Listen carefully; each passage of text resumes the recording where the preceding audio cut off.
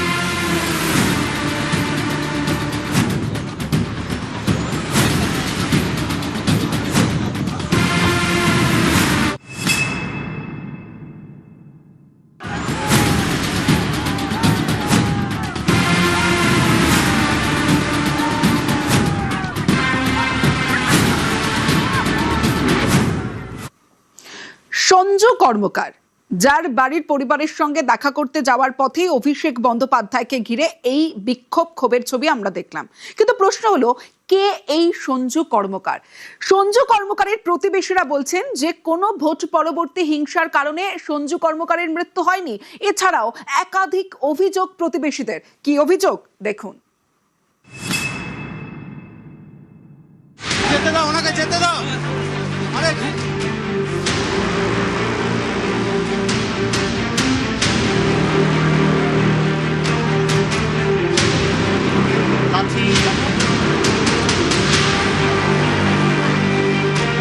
অত্যাচার করছে।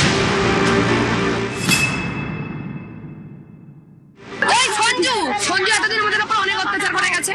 আর তার থেকে বড় অত্যাচার তো মেইন অভিষেক ব্যানার্জি করেছে। সঞ্জু অভিষেক ব্যানার্জির দমে এতদিন সঞ্জু আমাদের উপর অত্যাচার করেছে। রাস্তাঘাট তো হচ্ছে না, সঞ্জু করতে যায়নি।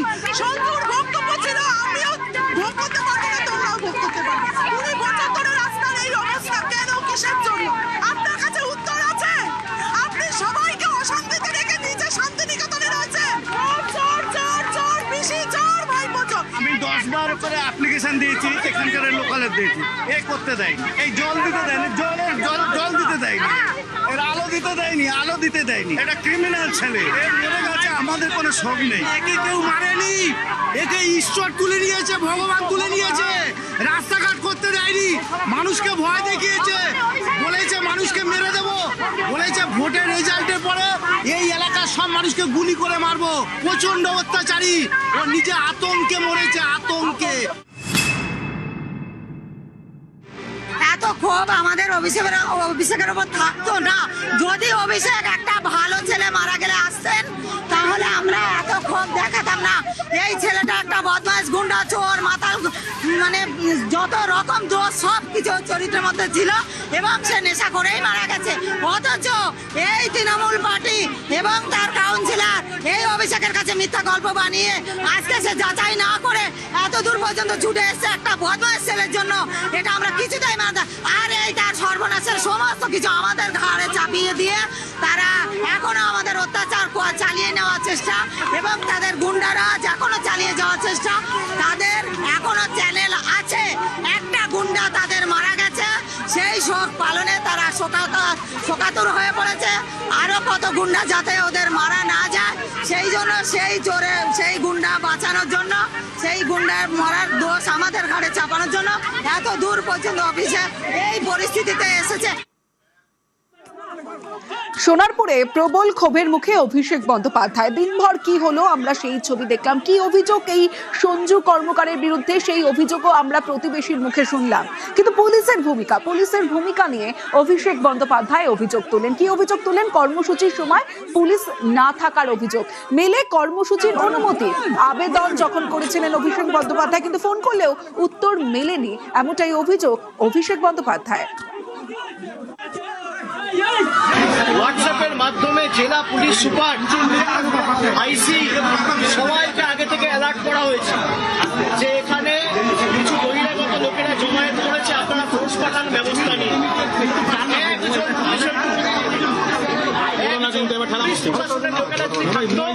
আমি হয়তো বেরোতে পারতাম এদেরকে ছেড়ে, যে পুলিশের উপর ভরসা করে এই বৃদ্ধ বাবা মাকে ছেড়ে আমি বেরিয়ে আসতে পারতাম। যতক্ষণ না ভোট শেষে যারা দোষী তাদের বিরুদ্ধে ব্যবস্থা নেবে আমি এখান থেকে আমার আত্মসহায়ক এসপিকে ফোন করেছে, মেসেজ করেছে, হোয়াটসঅ্যাপে ফোন করেছে, মেসেজ পাঠিয়েছে, তারা ফোনই জানে না। সাক্ষী রাখার জন্য আমি হোয়াটসঅ্যাপে মেসেজ পাঠিয়ে তার স্ক্রিনশট রেখে দিয়েছি, পরে যাতে বলতে না পারে আমাদের জানায়নি। এখনো পর্যন্ত কোনো পুলিশের দেখা নেই। প্রথমবার বেরোতেই ক্ষোভের মুখে অভিষেক বন্দ্যোপাধ্যায়। যে ক্ষোভের ছবি আমরা সোনারপুরে দেখলাম, প্রবল ক্ষোভ মানুষের মধ্যে, যেখানে চোর স্লোগান এবং চাটি মারে অভিষেক বন্দ্যোপাধ্যায়কে ঘিরে বিক্ষোভ, স্লোগান, ডিম ছোড়া হয়, জুতো ছোড়া হয়, অনভিপ্রেত ঘটনা। তবে এর জন্য দায়ী নয় বিজেপি। সোনারপুরের ঘটনা জনরোষ বলছেন কে? বিজেপি রাজ্য সভাপতি শ্রমিক ভট্টাচার্য।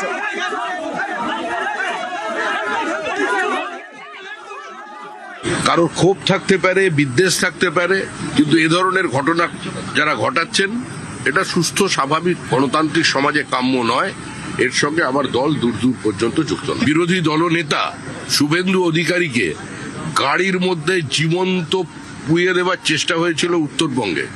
বিরোধী দলনেতাকে সভা সমিতি করবার জন্য 104 বার হাইকোর্টের দরজায় যেতে হয়েছিল।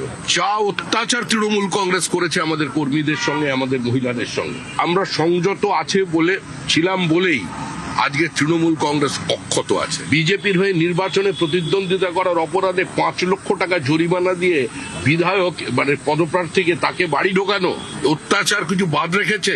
সন্তোষ ট্রফি খেলা একজন ফুটবলার বাগবাজার অঞ্চলে থাকেন, বিজেপির বুথে বসেছিল, মা অন্যের বাড়ির গৃহ পরিচারিকা, বাবা প্যারালিসিস, একজন প্রতিভাবান ফুটবলার, তার নখগুলোকে সারাছিদি উপড়ে নেওয়া হয়েছিল। যে তৃণমূল কংগ্রেসের এই বিধায়ক আর মন্ত্রীগুলো অক্ষত আছে না, এটাই হচ্ছে বিজেপির কারণে আছে। আমাদের জায়গায় অন্য কেউ থাকলে, যদি তৃণমূল থাকতো, আজকের ক্ষমতায় আসতো, আজকে এখানে আমি দাঁড়িয়ে থাকতাম না, আমার 500 কর্মী খুন হয়ে যেত। ডায়মন্ড মডেল প্রচার করতে এলেন না কেন? ফলতায় যে নির্বাচন হলো, প্রচার নেই কেন? কোথায় ডিজে, কোথায় রবীন্দ্রসঙ্গীত? এসব আর রাজনীতিতে চলবে না। শান্ত থাকুন, ভদ্রভাবে প্রত্যেক রাজনৈতিক দলের কর্মীরা আচরণ করুন, হিংসা বর্জন করুন। পশ্চিমবঙ্গের রাজনীতিকে এই হিংসামুক্ত করবার জন্য মানুষ রায় দিয়েছেন। মানুষের আবেগকে, মানুষের ইচ্ছাকে মর্যাদা দিয়ে সবাই এ ধরনের কাজকর্ম থেকে বিরত থাকুন। ক্ষোভের মুখে অভিষেক বন্দ্যোপাধ্যায় সোনারপুরে ঘটনার নিন্দা করেছেন তৃণমূল বিধায়ক কুণাল ঘোষ। শ্রমিক অত্যন্ত সুন্দর কথা বলেন এবং সুন্দর ভাবনার বলেই জানি, কিন্তু এটা কোনো কাজের কথা হতে পারে না যে একটি ছেলের উপর হামলা হচ্ছে এবং তার সেখানে যদি কেউ বলে আরো বাজে পরিণতি হতে পারতো, তো বলে এখানে অনেক ওই জায়গায় প্রচুর উন্নয়নের প্রচুর ভালো কাজও হয়েছে।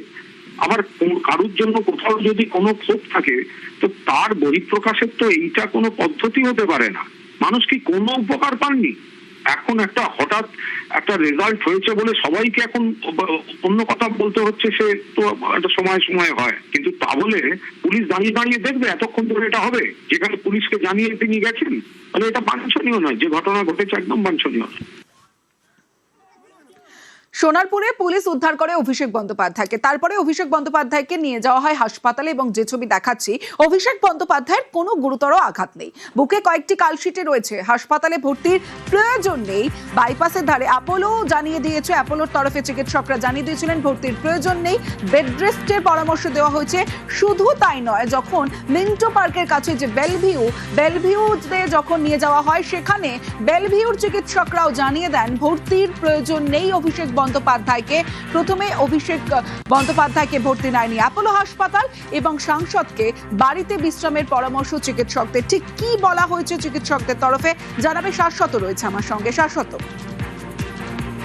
অবশ্যই বেলভিউ ক্লিনিক এবং হাসপাতালের তরফ থেকে পরিষ্কার করে যে ডাক্তারের যে লেখা নোট আমাদের কাছে এসে পৌঁছেছে, এক্সক্লুসিভ সেই খবর আমরা দেখাচ্ছি।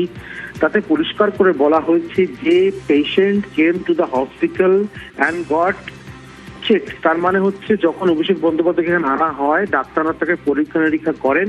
দেয়ার is no serious physical sign or injury excepting bruises in the chest, তার মানে বুকে কিছু কালশিটে এবং ওই ছড়ে যাওয়ার দাগ ছাড়া তার শরীরে বড় কোনো রকম আঘাতের চিহ্ন চিকিৎসকদের চোখে পড়েনি। পরীক্ষা করার পর সবচেয়ে বড় কথা, তাকে পরীক্ষা করা হয়।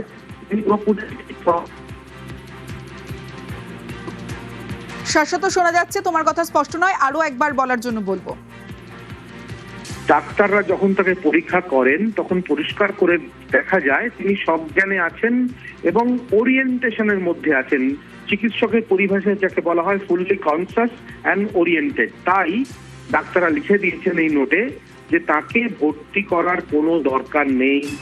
Hence the patient does not require any admission. এটা আমাদের এই যে ছবি আমরা দেখাচ্ছি বেলভিউ ক্লিনিকের তরফে প্রকাশিত যে ছবি আমাদের কাছে পৌঁছেছে, সেই ডাক্তারদের লেখা নোট, তাতে পরিষ্কার করে এটাই লেখা আছে। কিন্তু ডাক্তাররা এটাও বলেছেন যে তাকে কিছু ইনজেকশন দেয়া হয়েছে এবং তার পরীক্ষা নিরীক্ষা এখনো কিছুটা চলছে। ইনজেকশনের মধ্যে কিছু ব্যথা নিরোধক ইনজেকশন আছে এবং আছে হজম করা এবং তার সঙ্গে অ্যান্টিবায়োটিক, এইগুলো তাকে দেয়া হয়েছে। আপাতত তার কোনো রকম শারীরিক কোনো সমস্যা নেই এবং ডাক্তাররা পরিষ্কার জানিয়েছেন যে যেরকম অবস্থায় আনা হলে তার গুরুতর শারীরিক সমস্যা বা আঘাত বা চোটজনিত কোনো বিষয় থাকলে তাকে যে হাসপাতালে ভর্তি করতে হয় সেই ধরনের কোনো রকম চিহ্ন কিন্তু অভিষেক বন্দ্যোপাধ্যায়ের শরীরে পাওয়া যায়নি। সেই জন্যই তাকে ভর্তি করার কোনো দরকার নেই বলেই জানিয়েছেন বেলভিউয়ের চিকিৎসকরা। তমশ্রী। বেশ শাশ্বত।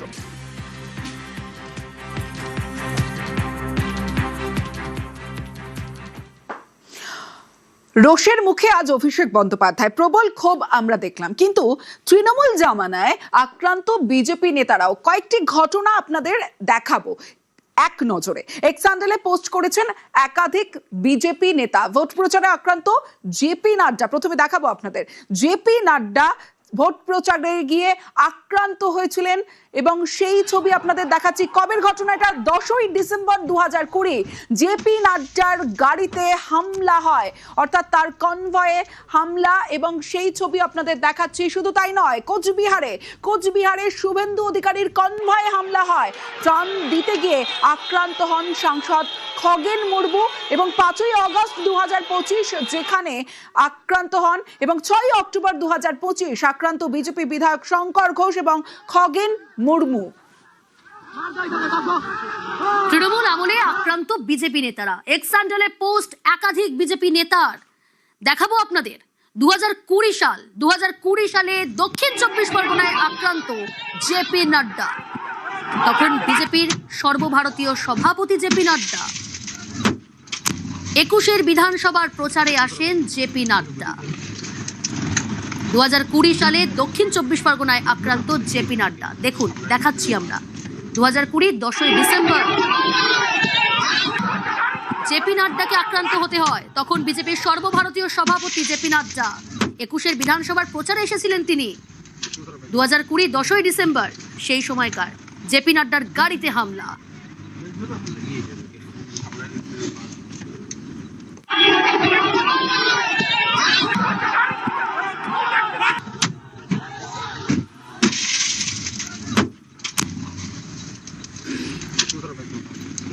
নিউজরুম থেকে সরাসরি আমার সঙ্গে রয়েছে নিউজ 8 এর অয়ন ভট্টাচার্য। অয়ন, বিজেপি নেতাদের ঠিক কি অভিযোগ? কারণ তৃণমূল আমলে আক্রান্ত বিজেপি নেতারা এক্স হ্যান্ডেলে পোস্ট করছেন একাধিক বিজেপি নেতারা, কি অভিযোগ করছেন তারা? আসলে বিজেপি সভাপতি শ্রমিক ভট্টাচার্য যেটা বললেন, যেটা গণতান্ত্রিক পরিবেশের পক্ষে এই দৃশ্যটা সঠিক নয় এবং বিজেপির দূর দূর সম্পর্ক নেই, কোনো কর্মী বিজেপি কর্মী যুক্ত নেই।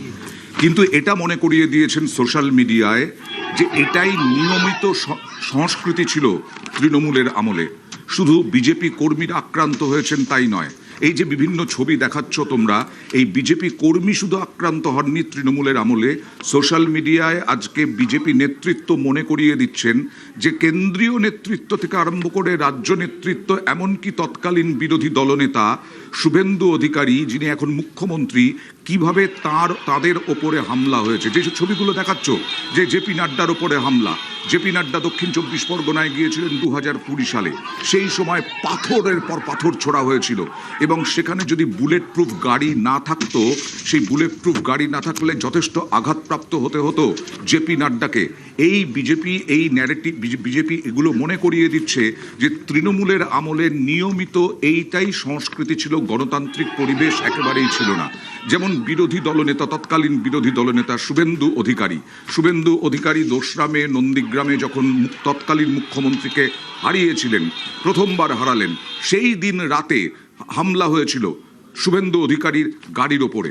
আবার যদি দেখি 5ই মে অগাস্ট মাসের 2025-এ সেখানেও শুভেন্দু অধিকারীর গাড়িতে হামলা হয়েছিল। হামলার সংস্কৃতি এটাই ছিল এ রাজ্যের সংস্কৃতি, এটাই বোঝাতে চেয়েছেন বিজেপি নেতারা বারবার। যে 10ই ডিসেম্বর জেপি নাড্ডার উপরে যেমন হামলা হয়েছিল, খগেন মুর্মু, শঙ্কর ঘোষ, আমরা দেখেছিলাম উত্তরবঙ্গে গিয়ে শঙ্কর ঘোষ একেবারে ধাক্কা খেলেন, খগেন মুর্মুর মুখ ফাটিয়ে দেওয়া হলো। এইটাই বোঝানোর চেষ্টা করছেন বিজেপি নেতারা। আজকে অভিষেক বন্দ্যোপাধ্যায়ের উপরে যে হামলা হয়েছে সেটা উচিত হয়নি, কিন্তু যেভাবে অত্যাচার চলেছে বিজেপির ওপরে সেটা আরো ভয়ঙ্কর ছিল গত 15 বছরে। এটাই বোঝাতে চেয়েছেন বিজেপি নেতৃত্ব এখনো পর্যন্ত। আমার উপরে যেটা হয়েছিল গত 2025-এর 6 অক্টোবর তারিখে, সেদিন এটা হচ্ছে যে আমরা তো মানুষকে সাহায্য করতে গিয়েছিলাম, আর মানুষ তাদের কিভাবে করা যায়, সরকারি প্রকল্প কতটা তাদের নেওয়া যায়, এইসব বিষয় নিয়ে আমরা সাংসদরা ছিলেন। সেখানে যেভাবে একটা রাজনৈতিক হিংসার শিকার হতে হয়েছিল, আমরা তো সেখানে কোনো রাজনীতিও করতে যাইনি, কোনো ঝান্ডাও ছিল না।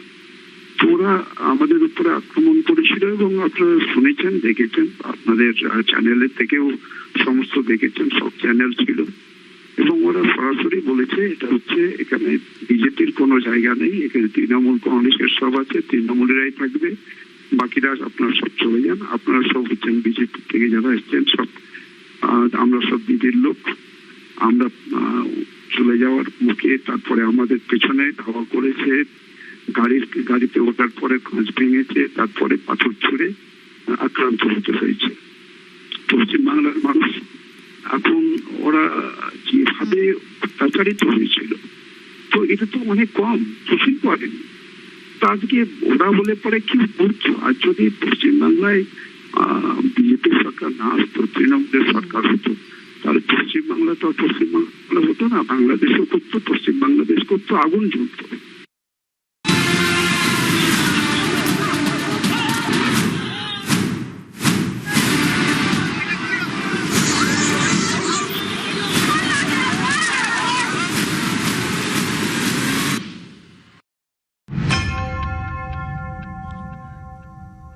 প্রথমবার বেরোতেই ক্ষোভের মুখে অভিষেক বন্দ্যোপাধ্যায় আমরা দেখলাম, কিন্তু তার আগে দুপুরে কি ছবি আমরা দেখেছিলাম? দুয়ারে সিআইডি। অভিষেককে ভবানী ভবনে তলব। সোমবার বেলা 12টায় ভবানী ভবনে অভিষেক বন্দ্যোপাধ্যায়কে তলব। বিধানসভায় সই জালিয়াতি তদন্তে অভিষেককে তলব। আজ কালীঘাটের বাড়িতে গিয়ে অভিষেককে নোটিশ সিআইডি। কালীঘাট রোড আর কালীঘাট রোডের বাড়িতে অভিষেক বন্দ্যোপাধ্যায়কে নোটিশ দেয় সিআইডি। ওরা একটা নোটিশ দিতে এসছে, নোটিশ দিয়েছে, সেটা হ্যান্ড ডেলিভার্ড করতে হতো বলে ওরা অন্য কারোর কাছে দেয়নি। তদন্তকারী সংস্থা একটা কেসে তদন্ত করছে। আমি 7 বছর ধরে কোথায় থাকি সেই তথ্য তাদের কাছে নেই। নোটিশটা রিসিভ করেছি এবং পরবর্তীকালে আমি নোটিশ পড়িনি এখন, এবং তার যা উপযুক্ত ব্যবস্থা আমি আমার আইনজীবীর সাথে কথা বলবো, এবং আমাকে যদি কোথাও কোনো সহযোগিতায় দরকার পড়ে যদি ডাকে আমি যাব। আমার তো লোকানোর কিছু নেই। বিগত দিনেও যখন আমাকে ইডি, সিবিআই, এমনকি দিল্লিতেও ডেকেছে, আমি সবসময় তদন্তে সহযোগিতা করেছি, কোঅপারেট করেছি। আমি সব মিলিয়ে কিছু না হলেও প্রায় 10 থেকে 12 বার দিল্লি, কলকাতা মিলিয়ে এদের কাছে অ্যাপিয়ার করেছি। আমি তো কোথাও পালিয়ে যাইনি।